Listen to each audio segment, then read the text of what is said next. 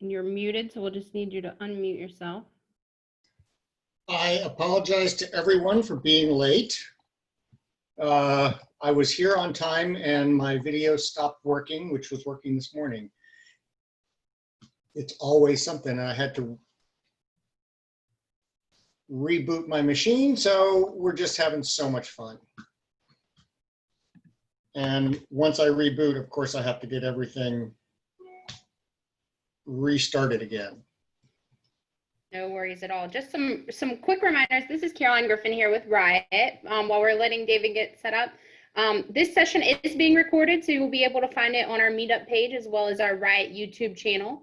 If you have any questions during the presentation, please do put those in the group chat box. We will make sure that all of your questions are answered. David here is a longtime supporter of Riot. He's participated in multiple Lunch and Learns, Developer Day sessions, lots of events. So we're just really excited to have him with us today. But without further ado, I know you guys are all here to see David, so we'll give it back to him. Thanks, Caroline.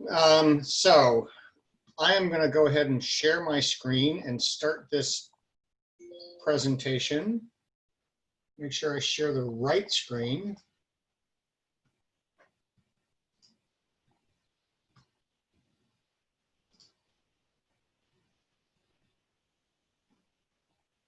And I'm hoping that you can see that. We can. Thank you so much, David. Outstanding. So I'm going to talk about doing IoT. And when I talk about IoT, if you've seen me speak at any of these before, you know that I mostly talk about the data from IoT. I don't really focus on the hardware, and I'll talk a lot about that and why I do that in a minute. So let's see if I can make this work. So it's not really the Internet of Things. I really look more about the Internet of Data. Now, one of the things that you may notice if you've paying attention and have seen any of my presentations before is that I am now at a new company called QuestDB. I was at Influx Data for a long time. They are another time series database. And so I'm basically doing the same sorts of things with IoT and time series databases, just for a different database, and there's a lot of reasons for that. One of which is this stuff is really fast, and I'll show you a demo at the end, a couple of demos at the end about why this is about high performance data, because QuestDB is really a high performance database for time series data. So a little bit about what time series data is. If you're dealing with IoT data, then what you're really dealing with is time series data. It's any data that is basically a piece of data with a timestamp. So time is really a first-class citizen in this. It's to record change over time, to record values over time. It's a ton of data typically. It comes streaming in. Once you turn time series data sources on, you typically never turn them off because you want this constant stream of data. And it's all about collecting this and being able to query the data and analyze the data. And that's really where the high performance part comes in. So IoT data, as I said, really is just time series data. It's a sensor reading at a time, and it's a stream of sensor reading at a time, right? So I may be collecting temperature over time, right? It's 32 degrees, then it's 31, then it's 32. Now it's now, and I'm waiting for the next reading, but the reason I'm collecting them over time is so that I can start to make predictions about the future. Right? What's going to happen next? Because if I can start to predict what's going to happen next based on my historical data, then I can make some smart decisions maybe about what I need to do right now based on what's happened in the past and what I think is going to happen in the future. Excuse me. So let's go back to the Internet of Things in the beginning, right? I've been doing the Internet of Things for longer than I'm willing to admit. And in the beginning, it was always about the things, right? It was always about what kind of device am I building? And trust me, I've got devices all over my desk and I will show them to you, I promise. But it was really all about those things because a lot of this was very new and instrumenting the world was something that a lot of people hadn't done yet. So it really was about the things. But it turns out the reason we're doing this is not just to build things and put things everywhere. The reason we're doing this is to collect data. And the reason we're collecting data is so that we can model the systems that we're instrumenting, right? And we can gather that data and use it to make decisions and react to things and predict the future, right? You may have heard the term digital twin. And a digital twin is really being able to collect data from a live system, from all different sensors on a live system, and sort of recreate that system in software, right? So that I can start to make small adjustments to it. The example I used to use back when we could go places was a digital twin of a jet engine, right? So that as a jet engine engineer, I can model a live jet engine in software and I can see what different adjustments make and I can predict what's going to happen and I don't have to do it on a plane that I'm sitting on. And as somebody that used to sit on planes, I appreciated that. Of course, nobody sits on planes anymore, right? And it's all about being able to solve complex problems about real world things that happen that we have instrumented. So I'm going to instrument all this stuff and I'm going to collect all the data from it and I'm going to be able to make predictions, make decisions, and solve complex problems that I couldn't solve before. So why can't I just use, you know, MySQL or a regular RDBMS? And the main reason for that is that time series data is a little bit special, right? Dealing with things in time order is hard. So storing data in time order, retrieving data in time order, retrieving data in specific time frames can be difficult. And so really getting a purpose-built tool that's built to do that job is really important. And that's really what time series databases are about, is specific tools built for specific things like time series data, right? So we can talk a little bit more about things, right? Because I'm gonna do a little bit of math here, and I promise that I won't give you a test on the math. But we're talking about billions of these things, right? Lots and lots and lots of them. Typical car has something like 20 or 50 microprocessors in it, somewhere around there. Those are all things. They're all collecting data and processing data, right? So we're talking about, depending on who you ask, 20 billion things, 25 billion things, 100 billion things, all attached to the internet and sending data. And in the past, it was all about these things. And so if we look at sort of a chart of what some of the predictions are, this is the latest one, and I forget where my footnote points to, but they're saying 75 billion things by 2025, right? This number changes depending on who you're asking and when you're asking it. And by when you're asking it, I can often mean between 9 and 10 in the morning. These numbers change. People sort of make them up as predictions all the time, right? But it's really about the data. So let's do some math. 75 billion things, let's estimate 10 bytes of data per thing every minute of every hour of every day. That's up to a petabyte a day of data. So it's really not about the Internet of Things, the devices. It really comes down to the data that's coming off of them, because managing, 75 billion of these, yes, that's a problem, but they're little pieces of hardware and I got to change the batteries and I have to make sure they're running. But other than that, they just run, right? What I do with the data is a much bigger problem. And how do I deal with that constant stream of data? Because it's never going to stop, right? Once I put these sensors out there, they never stop. So it really is about the data. It's about collecting the data. It's about analyzing the data, interpreting the data. What does it mean, right? Yeah, I'm getting all this data and it's telling me what the temperature is, but what does that actually mean in terms of what the system is doing? What does that mean in terms of what decisions can I make about it, right? Oftentimes that means visualizing the data so that I can see changes over time. If I'm just looking at numbers, it's really hard to see the fluctuations over time. By visualizing data, it's much easier to see sort of what's going on and the relationship between things rather than just looking at pure numbers, right? And it allows me to react to that data. But I got to find a place to store it, right?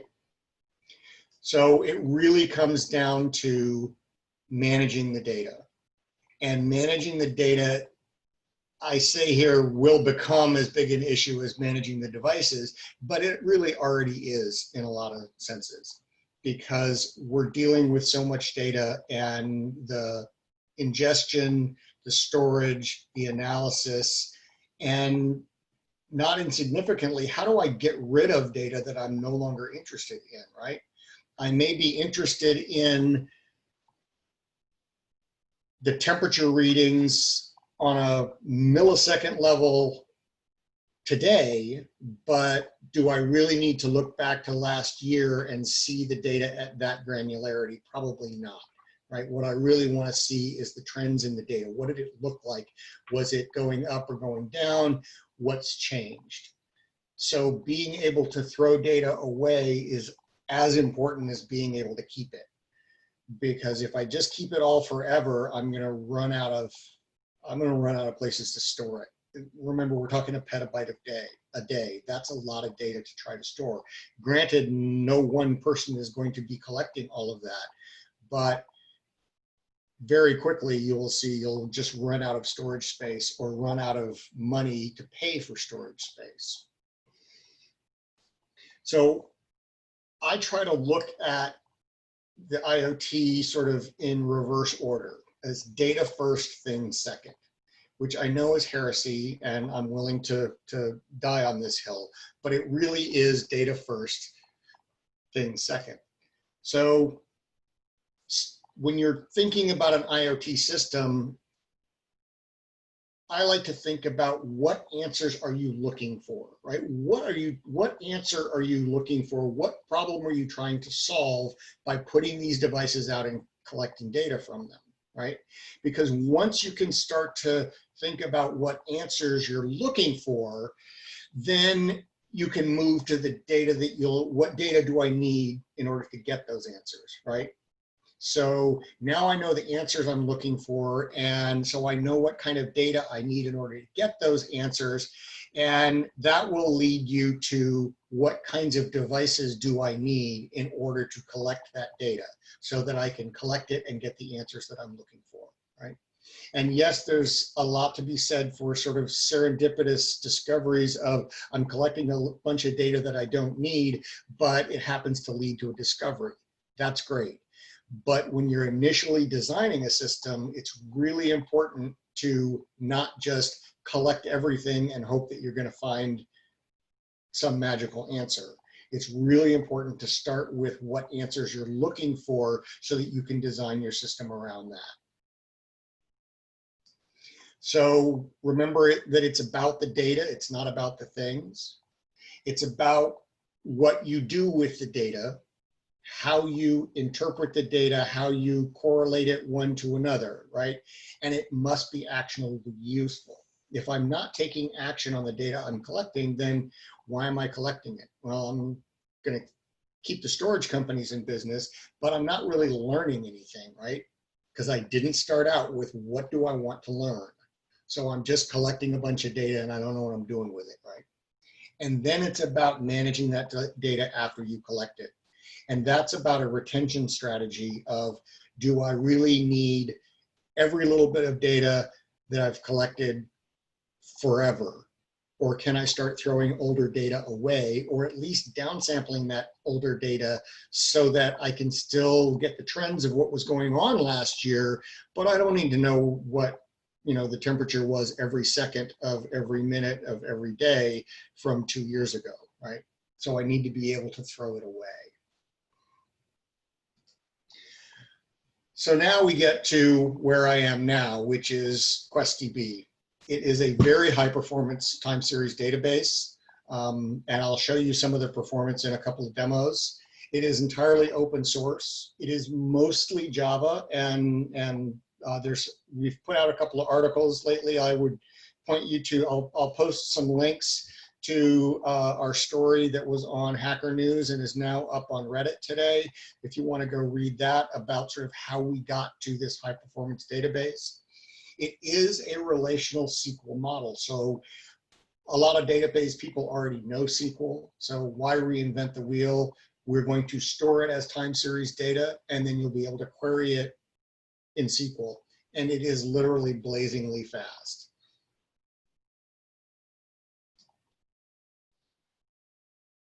And we can talk a little bit about the things. Without the things, of course, there's no Internet of Things, right? They're where the data comes from. And as I said, I've got, well, I broke this one, but I've got them sitting all over. This one's not plugged in. This one is actually live collecting data and sending it to QuestDB. I know it looks ugly, but it's actually working. And I just built this one yesterday. I don't know if you can see that, but it's actually got a small display on it. It's collecting data on particulate matter in the air, down to something like 3 microns. So I'm going to talk actually in detail about that ugly one that's collecting data. It's a temperature sensor, right? And so I'm collecting some data, and this is actually the Arduino code that I'm using, and I'll post all of this if anybody's interested, right? But it's pretty simple to do. I get all the readings. Unfortunately, Arduino does not handle floating point numbers in printf statements, so I have to convert them all to characters. And if you can see this bit where it says, sprintf buffer, if you remember any of my talks from my influx data days, you will probably recognize the format of that data is influx line protocol. QuestDB accepts influx line protocol just as well, and you can send all of your data in influx line protocol directly to QuestDB. In fact, it ingests influx line protocol faster than influx itself does. So that's really all I'm doing, is I'm putting together a line of influx line protocol, and I'm sending it to my QuestDB server. That's point about only UDP is no longer true. Actually, we have now released the TCP version, and my new code is using all the TCP version, and it works great.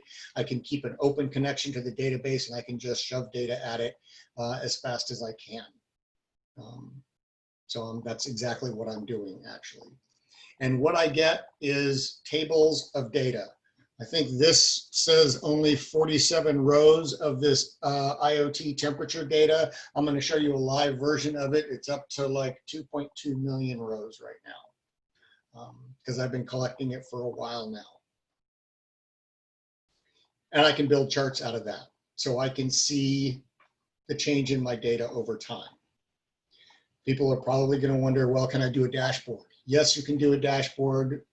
Almost. We are just about to release our Grafana plugin, which will allow you to build live real-time dashboards in Grafana, so you can see sort of live streaming data. And now I'm going to do some demos.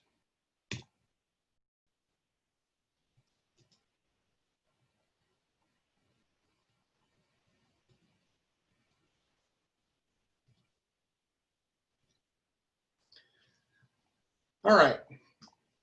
So this is my local version of QuestDB.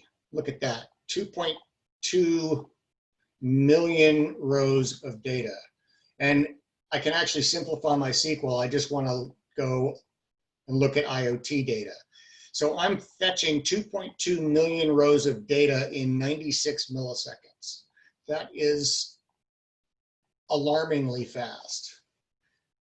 I also have another database here that I just started today with particulate matter, and it's got only about 2,700 rows of data, and it can fetch that in 18 milliseconds. So as you can see, I've got my particulate matter. I can even build a quick chart. We don't need that. We don't need that. Those three are the only interesting ones.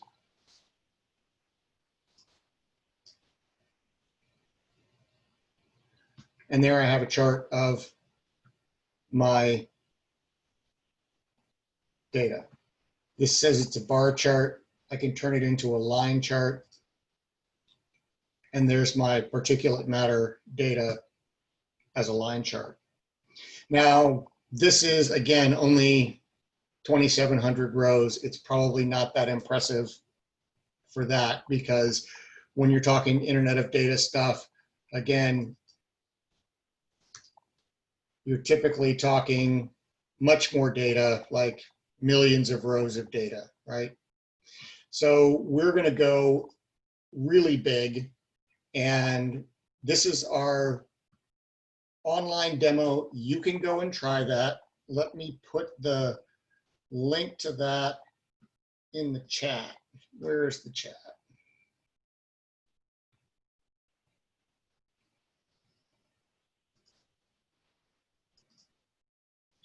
Oh, there's questions too.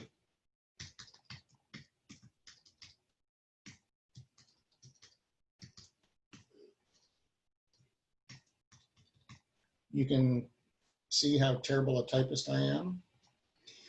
So that's the link to this live demo. This live demo is 1.6 billion rows of data from New York City taxis. And we even gave you some example queries. So I can find out, well, let's just select it all and see. 1.6 billion rows in 3.3 milliseconds.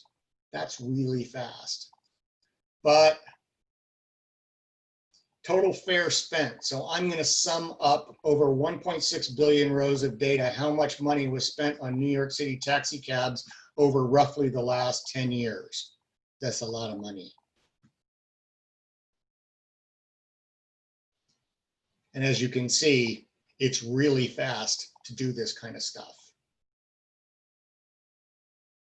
Average fare based on passenger count. Right? Average fare for one passenger was $11, $11.50. Not sure where they get 0 passengers costing 10 bucks, but that's entirely reasonable, I guess. Let me go through some of these questions.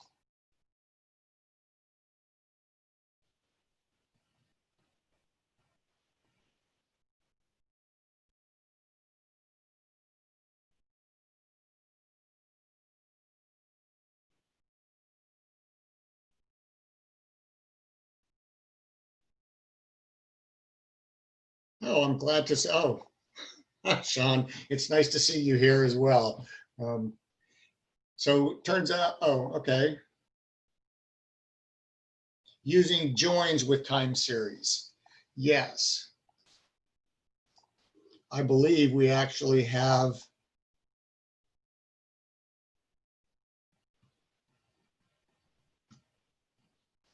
do we? No, we don't.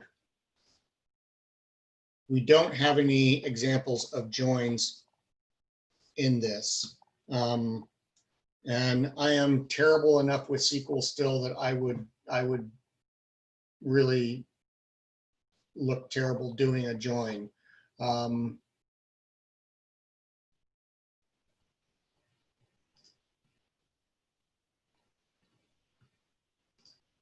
So if you want to go and run these yourself, you can go ahead and do that. And this is a live version of our database. You can write basically any query you want in SQL and run it against these against this database. So we're not really restricting. You can't write to the database. We're not silly about it. In fact, I wrote a whole blog post that's up on DZone about putting a live database on the internet and what happens. Because we did this, we put it on the front, we were on the front page of a Hacker News for the better part of a day, and our live database was live on the internet with pretty much anybody wants to go and pound on it. It's still there and it's right here, and you can go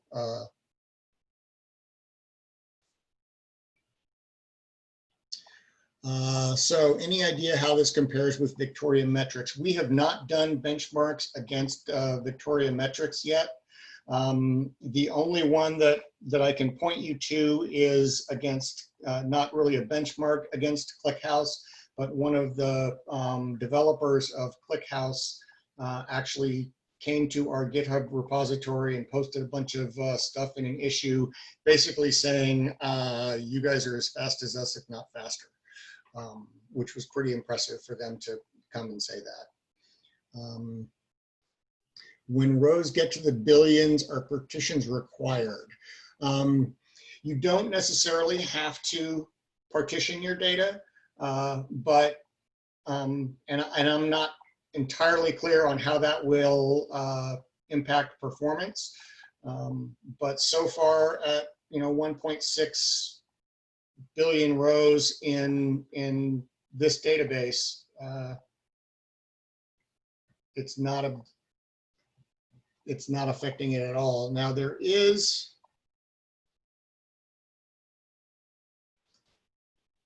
so here's a join actually where we're going to get a bunch of information from the trips and some more from weather. So that's a join that only returns 298,000 rows in 6 milliseconds. I think I did one of these based on, I built a query based on the average fare when there was more than 6 inches of snow at one point, just for fun. If data is deleted, is space automatically recovered? Yes, it is. If you delete data, your space is recovered. So that's a handy feature. Do we have other questions? I've only taken a half hour, so I'm happy to either show you more demos or take more questions. Oh, well, let's see if we can.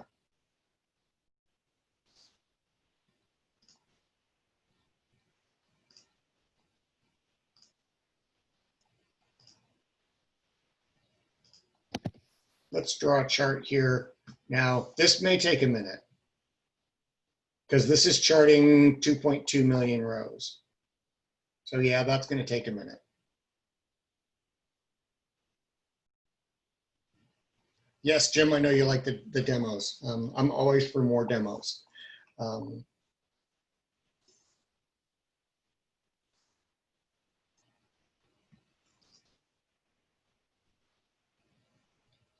not quite sure what I broke here, but I seem to have broken something.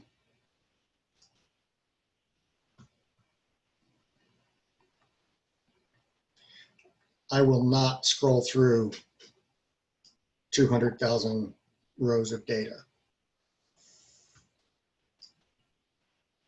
Yeah, I seem to have broken my local version. Now this is, again, this is 2.2 million rows of data running on my laptop here.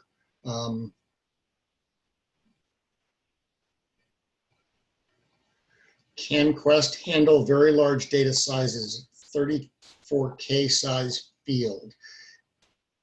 I would like to say yes, and I will say yes, but I wouldn't quote me on that. I can certainly ask.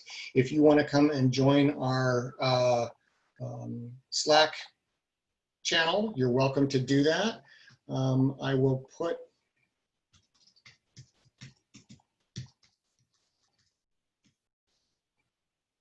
our website in the chat, and you can go there and join our Slack channel. We always appreciate stars on GitHub. If you like QuestDB, we collect stars. And I will also say that if you do a project with QuestDB and write it up, I will send you one of these really cool t-shirts. These are not your typical screen printed t-shirts. These are really high quality, full color embroidered t-shirts. If you give us stars and things like that on GitHub and reach out, I will send you stickers. I know I always gave stickers out in the past, but I do have stickers. So if you want stickers, I can give you stickers. So do reach out if you want any more information. Here's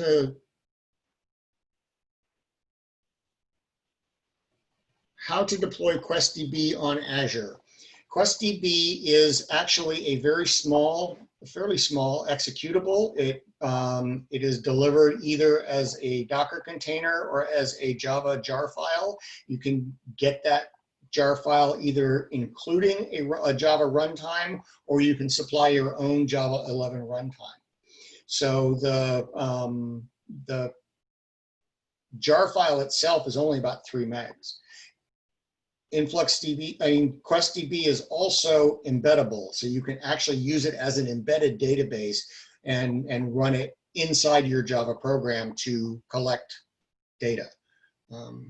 So deploying it to Azure should be as straightforward as spinning up a VM or some sort of VM on Azure with a Java virtual machine and starting QuestDB.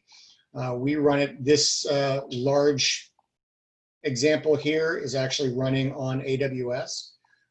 And we do have in our repository, I believe we have some Helm charts for starting it and running it in Kubernetes.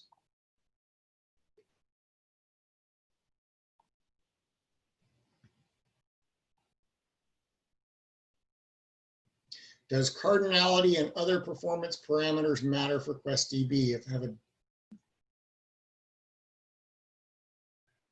no, actually, we do not suffer from the same sorts of cardinality problems that Influx does. As you can see, we don't store your tags as strings. We store them as something called symbols, and then we reference those, which speeds up the query based on those symbols. But we don't suffer from the same cardinality issues because we're not basically creating a new series for every set of tags and measurements, which is what Influx did. We are all, it's table based, so it's all in tables here. One of the things that you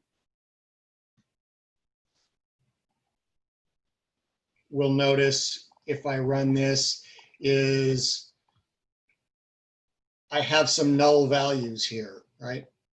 Because when I first started running this temperature and humidity sensor, I was not collecting the altitude and the pressure. And then I changed to a different, because this was, as you can see, the temperature was not 1.4 degrees in my office. That would be really cold. It was just a really, really crummy sensor. So later on,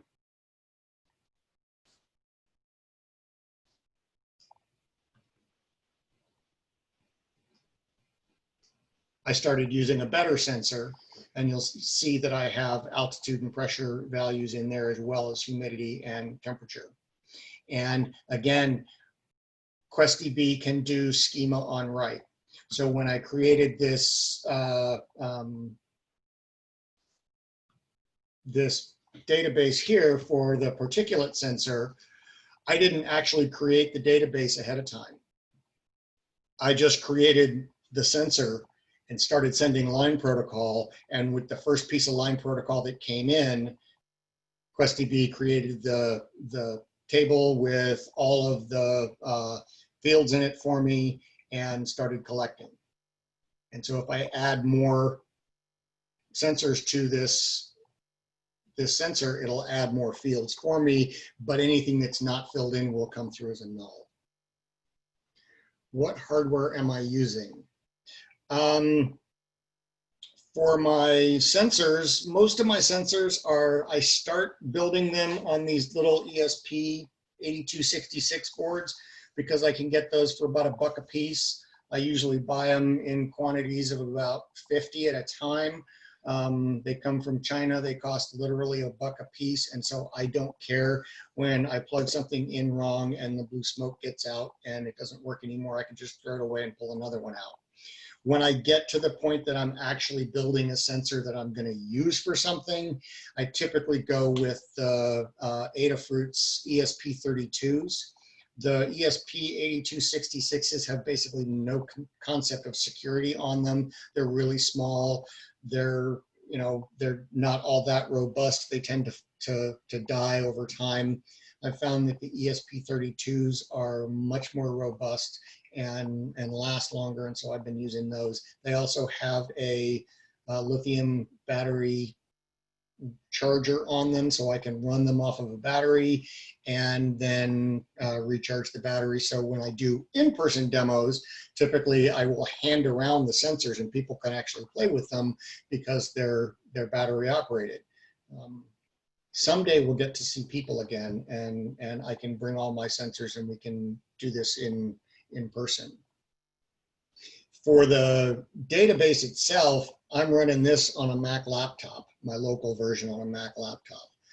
Right now we support a bunch of flavors of Linux and Windows and Mac OS and FreeBSD. So at one point we had support for ARM, 64-bit ARM, but we've been focusing on other things and haven't updated our code base to continue to support that. I hope we're going to get back to that so that you can run it on things like Raspberry Pis for a database server.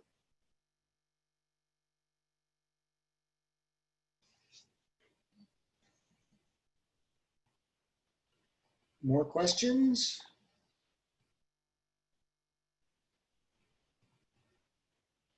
Well, this was super fun as always. HTTPS support not coming soon, actually. The reason for that is that this database is built to be super high performance, and adding encryption to the database itself will slow the database down. So what you can do is put it behind a proxy and use the proxy for your secure server. Right? That way you don't slow down the performance of the database. So that's the reason that we don't do that. Support for STM32. So I'll tell you that there's pretty much, QuestDB really is the server side, right? And anything that you can use to write a string of line protocol to a TCP socket or a UDP socket, you can run it on. So on an STM32, as long as you've got access to a Wi-Fi or some other network connection, and you can write a line protocol out of that, yeah, you can do that. It's one of the reasons that we support line protocol is that it's really simple to do. It's just a simple socket connection, and then you just write out a string of data and it goes in the database, right?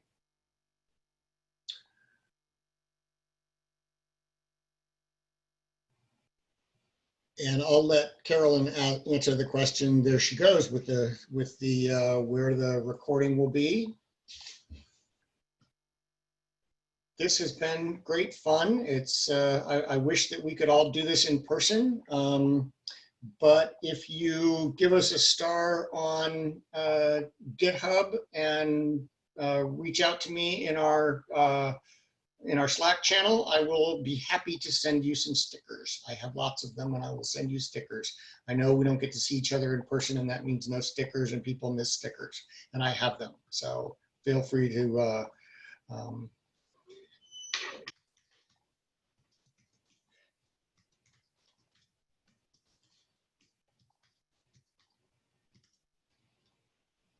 there's our GitHub link.